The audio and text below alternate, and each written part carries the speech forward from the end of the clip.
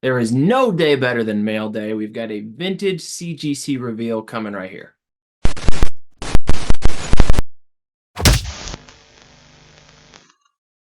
All right, my friends, what is up? This is Brad, and I've got a CGC reveal video for you today. I've got, I think, seven or so slabs, all vintage, and always have a lot of fun going through these.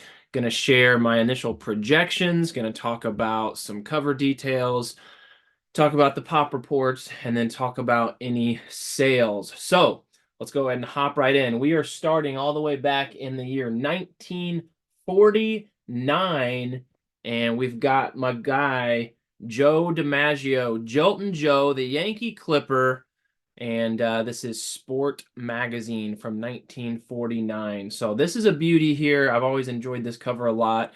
Joe DiMaggio was not on a Sports Illustrated cover during his playing days. I think he did have one in the 90s eventually, but if I'm not mistaken, his career spanned from somewhere from like 1936 to 1951. I believe 51 was the last year for DiMaggio as well as the first year for Mickey Mantle. I believe they were teammates for one season, and I know that Jolton Joe was really cold to Mickey Mantle. They did not have a very good relationship, and Mantle really looked up to him, but just never felt like DiMaggio returned that love to him. But anyway, this is from 49, so Sports Illustrated didn't even come out till 1954.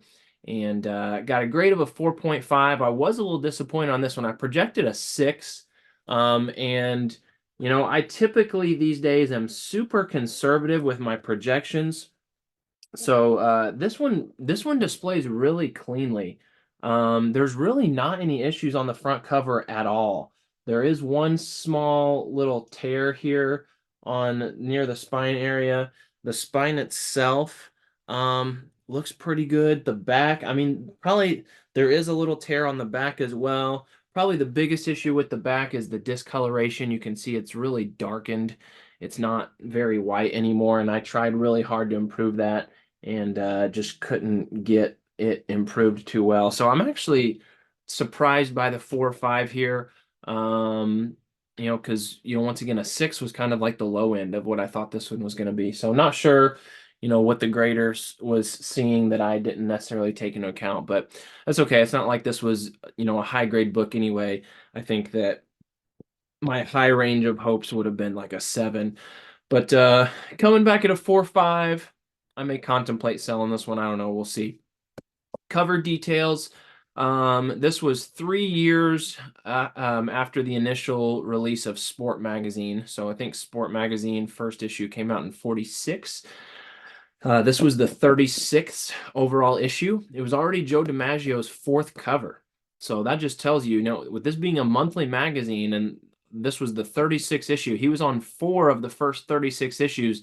That just tells you how big of a superstar celebrity that Jolton Joe was back in the day. I used to always pronounce it Joe DiMaggio, but I watched a documentary on him last year, and they interviewed a bunch of his like family and close friends, and they all pronounced it DiMaggio. So I've kind of trained myself now to say Joe DiMaggio because I assume that they're pronouncing it correctly.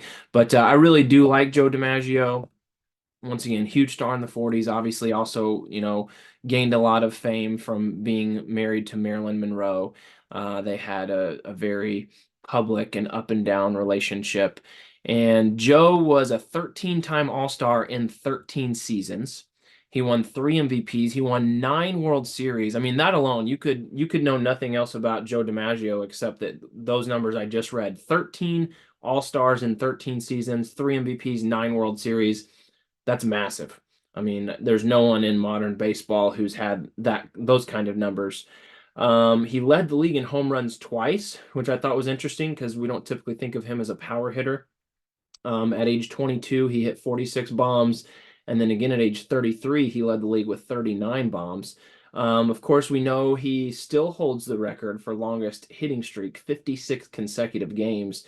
And one of my favorite tidbits about him is he actually had a longer hitting streak in the minor leagues. 61 consecutive games he hit safely with the San Francisco Seals. Actually, I don't even think it was the minor leagues. It was the the Pacific League, which at that time was very comparable to MLB because the furthest Western team in Major League Baseball was the St. Louis Cardinals. This issue has been graded 16 times. There are 14 higher than this one. There's only one lower than this one. The highest is a 9.2. This is not an overly valuable magazine at all. The let's see, a 7.0 sold in March for $151. So once again, I might throw this one up for sale. I mean, I am at the point where I have to start thinking about storage a little bit. I can't just hoard all of these. I need to start being a little bit more focused with what I'm going to keep and maybe start trying to flip some more. And because this one came in at a lower grade than I was expecting, I might throw this one up and hope to pick up 50 to 75 bucks, something like that. So anyway, I do love the cover, and I am a big Joe DiMaggio fan. 100%. Just like Simon and Garfunkel. All right. Next up, I believe all these others are Sports Illustrated. I think that's the only non-Sports Illustrated in here. Once again, these are all vintage, so that means everything is from before 1975, and this one is from 1974, so just on the cutoff of vintage. And we've got the legendary Evel Knievel, folk hero, cult icon. Another 4.5. Now this one I projected a 4.5, so I hit that one right on the head. And it's kind of tough when you get down that low on the grades to hit your projections right on. So good work by me on sniffing this one out. So I knew this wasn't going to be a high grade copy, but to me this is one of the most unique Sports Illustrated covers. Super collectible, I think. In fact, I rank it number 46 on my top 100 countdown. If you've been watching any of those videos, number 46 most collectible cover of all time. This is when Evel Knievel was going to jump. I believe it was called Snake Canyon. I think like maybe in Idaho, something like that. He was going to jump. He wanted to jump the Grand Canyon, but they like denied him the airspace. Some governmental agency said, no, you can't do that. So anyway, yeah, Evel Knievel, pretty cool. There have only been 15 newsstand copies graded. So once again, that tells you for being such a unique and a collectible cover, only 15 newsstands. That's a pretty big deal. That's a very low pop count. This 4.5 is a pop 2. There's 13 higher. So there's two 4.5s, which are the two lowest, and then everything else is higher. There is one 9.4. That's the highest out there. And you guys know me, my philosophy for quite a while now has been, if I can find a newsstand copy of a key cover, I'm going to snag it, even if it's in a really low grade, because my opinion is these things are so scarce that eventually even the very low grade newsstand copies of highly key covers are going to increase in value over time. That's what you see with a lot of comics as well, and it just makes sense. I mean, once again, there's only 15. I have one of 15 graded copies of an Evel Knievel newsstand. It's the only Sports Illustrated cover that he was on. The other 4.5 that's out there actually did sell in April of 2023 for 55 bucks. So, not really anything. A 5.5 sold in January for 360 bucks. So once again, this is a collectible issue. And the labeling does say first and only Evel Knievel Sports Illustrated cover. The labeling already said that before I sent it in. That was not any labeling that I requested. All right, moving on. We got some pretty big time covers in this box, by the way, including this one. This is a big time cover that you don't see hardly ever. It is from 1965, and it is the first Sports Illustrated cover for Bill Russell. So once again, going right along with what I just talked about, I got a 3.0 here. Does not matter to me, and here's why. This is one of only 9 graded newsstand copies of Bill Russell's first cover. That's insane. Bill Russell is one of the greatest basketball players of all time. He's got his freaking jersey number retired throughout the whole NBA. No one in the history of the NBA moving forward can wear number 6 because of this guy. All right, and there's only 9 graded copies of his first cover. Could you imagine if there were only 9 Bill Russell rookie cards out there? And I know I'm biased, but I like the display of these even better than a rookie card. So I think there's a lot of room for growth here. I projected a 1.8. I knew this one was extremely beat up. In fact, the cover was detached. I had to reattach the cover with tape on the inside of the spine. Of course, I have talked about before how CGC, because of the prevalence of Scotch tape over the years in repairing comics, they do not treat tape as conservation or qualified. They count it as a defect, so you can still get the universal blue label if you use the clear tape. Now there are certain kinds of tape like archival tape and others that they will ding you with a qualified or a conserved grade, but not clear tape. So I had to reattach the cover here. Lots of damage going all along the spine, but the face of the magazine itself does display pretty well. There's not really any issues here on the meat of the magazine. It's just kind of the outer edges have a lot of wear and tear. And actually the back looks pretty nice. So yeah, projected a 1.8, which is a possible grade if you weren't aware. I do own a 1.8 of another cover. Um, this one came in at number 19 all time on my top 100 most collectible issues. So once again, massive. This is, this is nearing Grail status. I don't know when would be the cutoff of what we call a Grail, maybe top 10, maybe top 20. But regardless, this is definitely a majorly key cover. Bill Russell, 5-time MVP, 11-time NBA champion. He averaged 22 rebounds per game over 13 seasons. Um, and something here is I do believe I got this labeling. It says first Bill Russell Sports Illustrated cover. And so there's two things I want to talk about with this. First of all, let me see. I might even be able to just move my camera. Yeah, I think I'm gonna start doing that. And maybe that will help you guys see. Of course, it's not focusing in on the not focusing in on the label, but it does say first Bill Russell Sports Illustrated cover.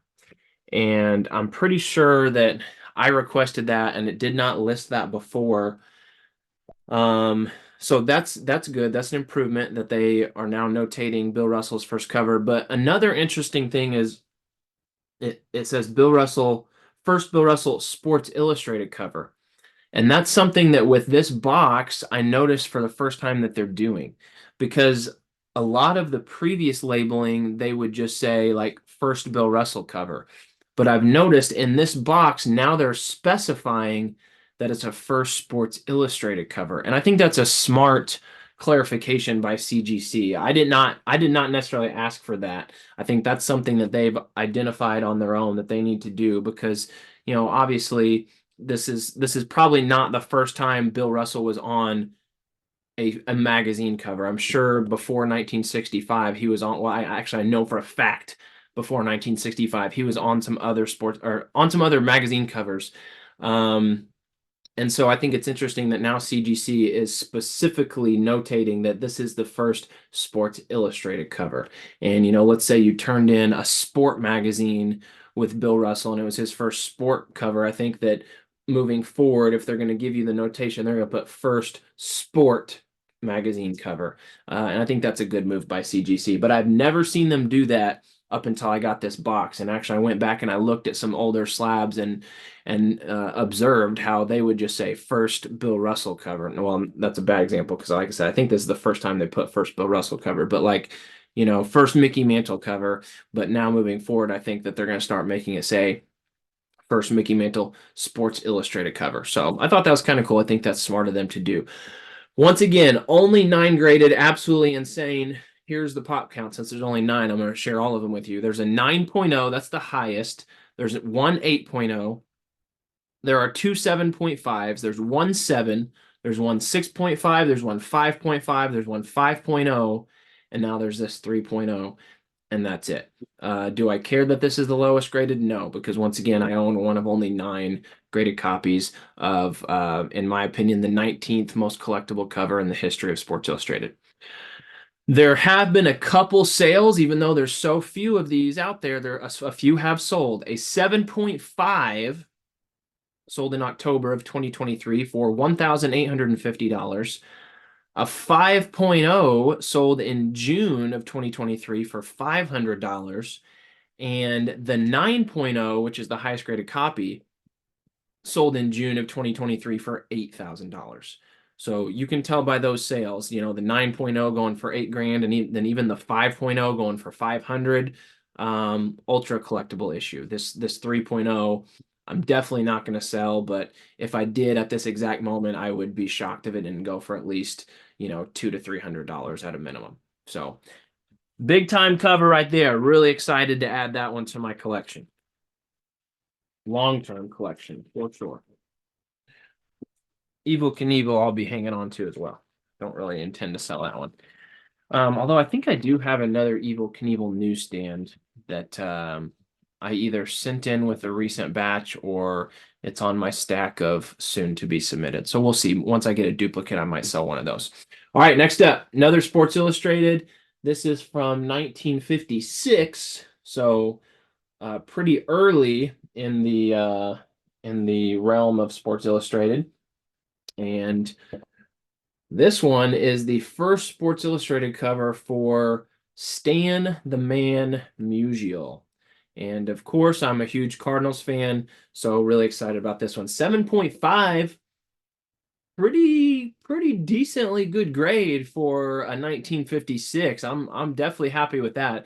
You know, anything 7 or above for the 50s, to me, that's pretty good. I projected a 6.5. So love the 7.5 coming back, and this is another one where I got my labeling, and I went back and I looked at some old slabs. They were not notating this as the Stan Musial first cover. They now are. They listened to my request, and also they were specific about SI too. So it says St. Louis Cardinals cover, comma, first Stan Musial SI. Love that labeling. That makes it even more exciting and collectible in my opinion. Stan the Man, super underrated these days. He was a 3-time MVP, finished in the top 10 for MVP voting 14 times, 24-time All-Star. Of course, a couple of those were doubled up because there was a stretch there where they had 2 All-Star games a season. I think for maybe 3 or 4 years they did that. So I think he was more of like a 20-time All-Star, which is still insane. He won 7 batting titles. He's 4th all-time in career hits, 3rd all-time in total bases, 8th in RBIs. Just a stud, underrated. Greatest Cardinal of all time. As much as I love Albert Pujols, I mean, Stan spent his entire career with the Cardinals, whereas Pujols played nearly 10 years with the Angels and a little bit with the Dodgers. Pop reports. This has been graded 21 times in newsstand. This is a Pop 2 with 13 higher. I was actually surprised that there's 13 copies higher than this one. There's 2 9.2s, there's 1 9.0, there are 8 8.5s, and then there's 2 8.0s. I've talked about this before, but you do got to remember that in the first decade or so, Sports Illustrated struggled financially. Their subscriber base wasn't nearly, what it would eventually become. In fact, in 1956, which is the year this came out, I know it to be true that the circulation of Sports Illustrated was 600,000 subscribers.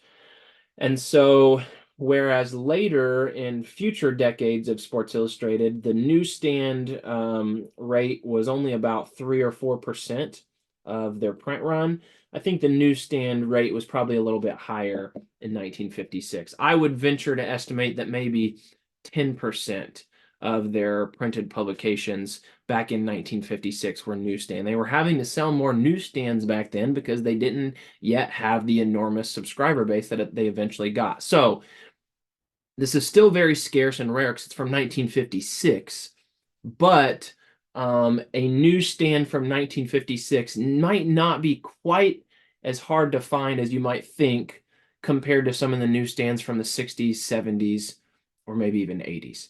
I just want to, have you keep that in mind, understand some of those differences between where Sports Illustrated was and their subscriber counts and the newsstand and all that stuff. Sales. An 8.5 of this one sold in June for $200. A 7.0 sold in May for $350. That's a pretty big swing. $150 swing between a 7.0 and an 8.5 that only sold 1 month apart, but that just kind of goes to show you the variability and unknown of the graded magazine market. This cover is not nearly as collectible as like the Stan Musial, or I'm sorry, as the Bill Russell, or even the Evil Knievel. I don't even think I had this one in my top 100 countdown. If I did, it would have been, up closer to 100. I can't remember for sure. Mainly if this was just a Stan Musial cover, which I really wish it was, this would probably be, Stan Musial's first cover, depending on the aesthetic, I think would probably be like a top 40 cover of all time. But because he's sharing it with a lot of other guys, he's this one right here. He's not taking the limelight on this one. That detracts it a little bit. Still, for me, this is a PC item, and I love it as a Cardinals fan. So really excited to get a real strong 7.5 copy of Stan the Man's first cover in newsstand. All right, we got 3 left. So yeah, that was 7, right? I think it was 7. We got some good and bad with this one right here. This one's from, you can probably already see the bad. Look at that crack.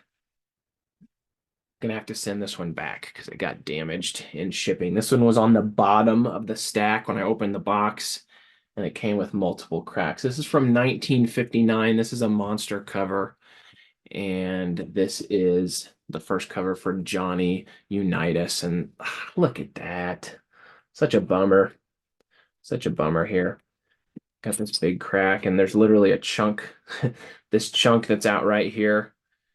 Well, it's lodged up here on the inside case of the magazine. Now, thankfully, when that happens, that doesn't, for the most part, that's not going to damage your magazine, because the magazine underneath this plastic case is also in another like inner well. It's kind of like laminated in a second pouch. So, this shard dancing around up here, it should not damage the actual magazine itself.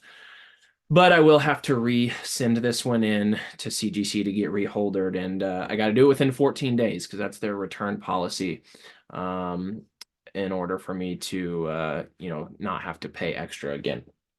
But let's move on from the damage. Let's put the damage aside. Pretend that you don't see this shard right here. This is pretty awesome. Okay, a 6.5 Johnny Unitas first cover. This is a tough cover to find. I projected a 6.5, so I was right on that one. And this is another one that's a real low pop count. 18 newsstand copies graded, Johnny Unitas. And here's another thing. This one, look at all this brown.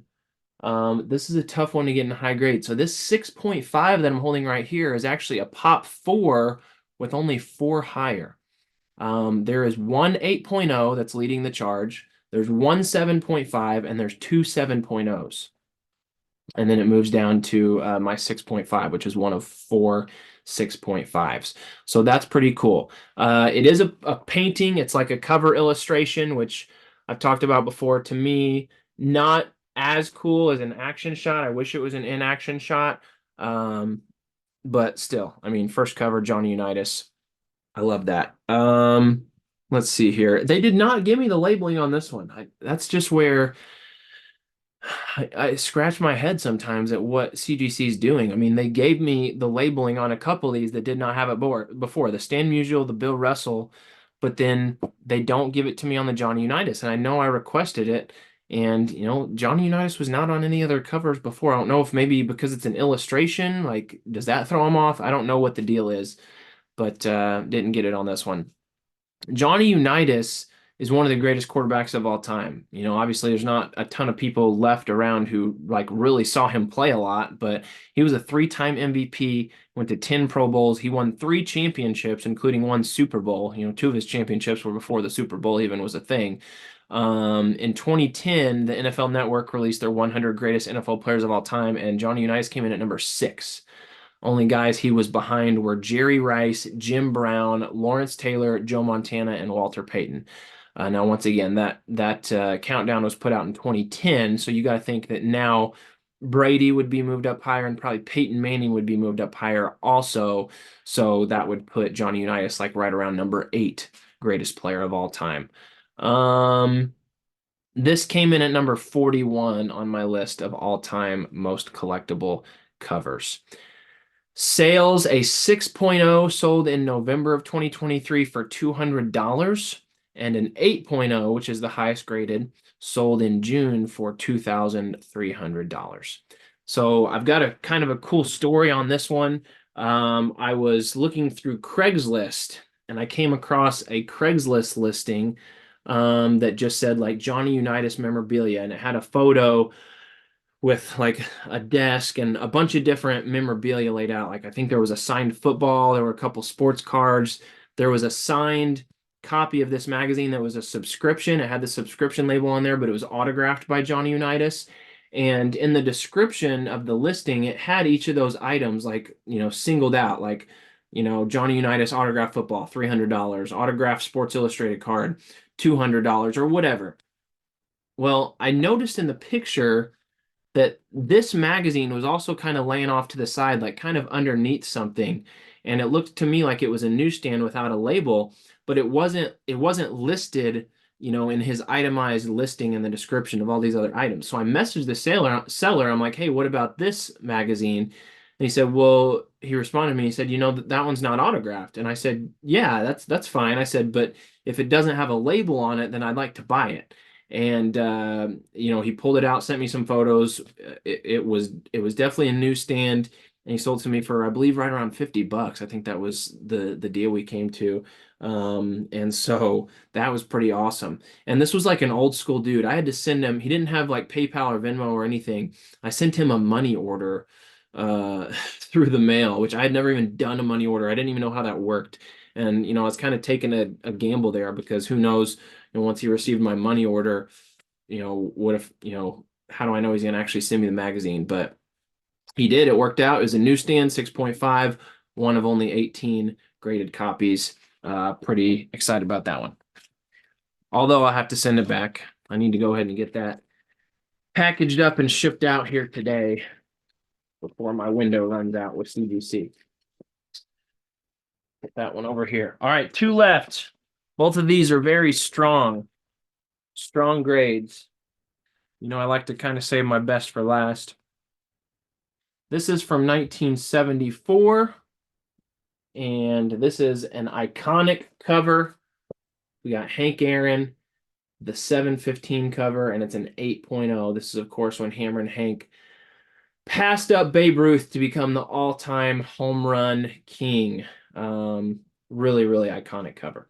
And let's see here. I projected an 8.0, got right on the nose on that one. And, this was a really, really stressful time for Hank Aaron. I believe he ended the 1973 season one home run behind Babe Ruth at 713. And then in the 74 season, he tied Babe Ruth on his very first swing of the year to hit 714. And then this 715 came like a week after or so. I think that Vin Scully might have been on the call. If I'm not mistaken, if I'm not confusing that with something else, I think Vin Scully was on the call because I think it was against the Dodgers.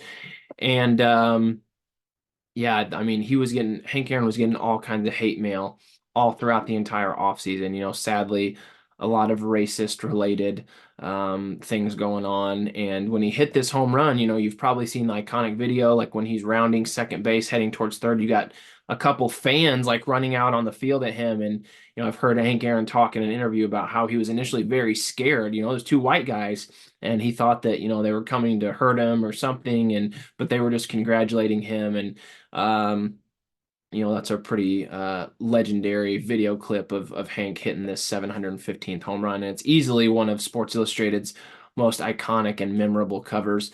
This came in at number 34 on my list of top 100 most collectible covers of all time.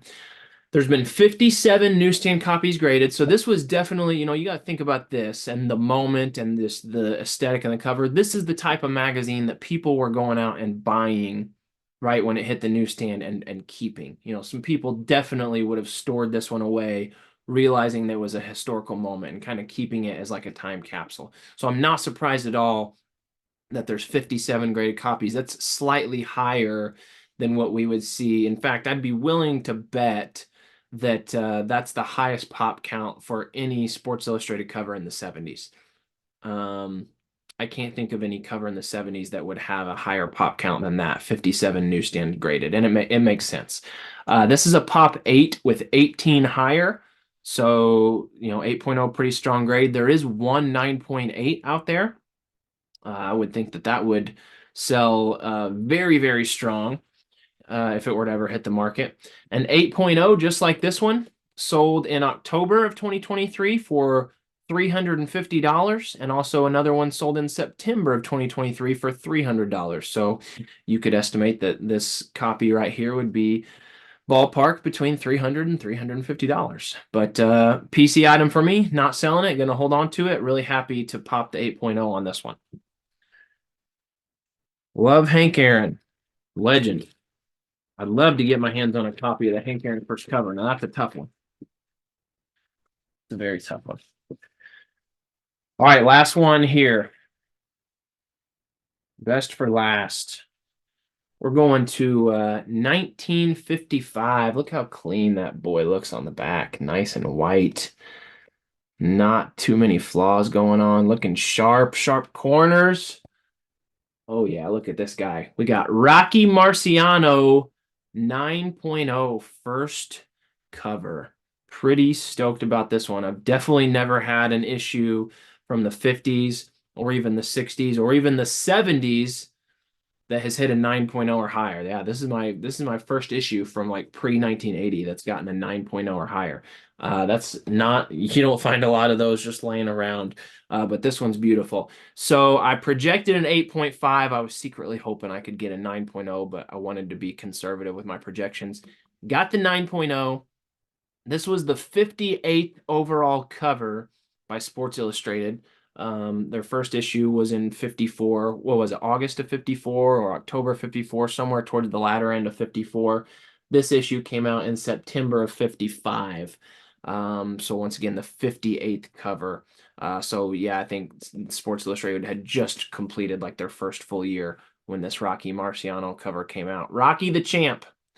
Um, let's see here. Rocky Marciano was the heavyweight champ from 1952 to 1956. He finished his career 49-0, and he is the only heavyweight champion to finish his career undefeated. I didn't list what number I put this one, but this one was definitely in my top 100 greatest covers as well. Yeah, I should have put that number on there. I don't remember where it came in, but super collectible cover, especially at a 9.0. So there's 23 newsstands graded. And this is a pop 4 with 3 higher. There is one 9.8, which is pretty incredible. There's one 9.6. There's one 9.2. And like I said, this is now one of 4 9.0s. A couple 9.0s have sold. One sold in October of 2023 for $509, and then another sold in May of 2023 for $675. So I'd estimate this is about a $500 slab as of this moment. So yeah, stoked about that Rocky Marciano 9.0. How about that? High grade for super vintage issue. That's it, my people. Thank you for watching. Love doing these CGC reveal videos. Hope you enjoyed it as well. If you have not yet, please go ahead and drop a subscribe. Love comments, appreciate likes, and until the next video, I'll see you guys next time.